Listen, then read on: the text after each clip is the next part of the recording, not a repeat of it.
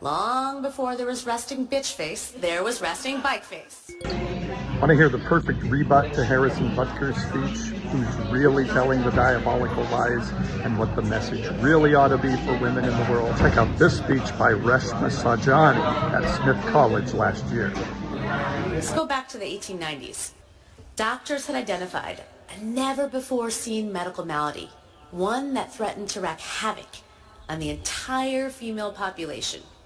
That condition was called bicycle face. You see, the original bicycle had one gigantic wheel in the front and one tiny little wheel in the back. Not easy to ride.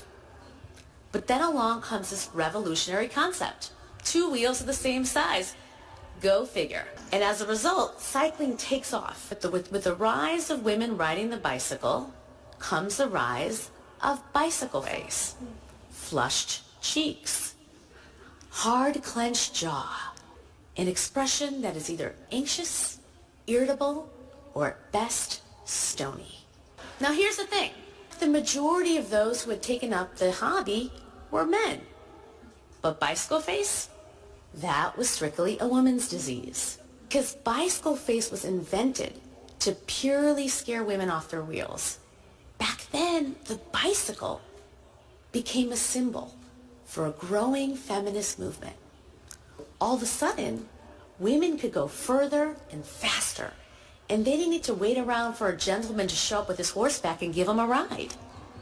Suffragists could now meet with one another from town to town. Because of the bicycle, women even started wanting different clothes.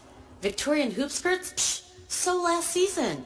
Bicycles and the behavior they were enabling with women were jarring, dangerous, threatening to the status quo. More than a century later, we can see bicycle face for what it is, a strategy wielded by powerful men to put women back in their place, to make us stop pedaling. I think that there's a lot we can learn about imposter syndrome from bicycle face. Both of them are strategies used to hold women back, and it's up to us to not take the bait. The notion of bicycle face was debunked by Dr. Sarah Hackett Stevenson. She was the first ever woman admitted to the American Medical Association. She didn't tell women to fix their bicycle face, and she certainly didn't tell them to stop pedaling. She challenged the entire premise. When as many as 82% of women report feeling imposter syndrome, it's hard to believe that this is just about individuals. Instead, it's always been about the political, the financial, the culture barriers, which is all to say that imposter syndrome, it's a distraction. It's a strategy. It's a way to keep our concentration on our own alleged inadequacies so we don't turn it towards the sexism, the racism, the classism, the homophobia, the transphobia that is baked into the system in the first place.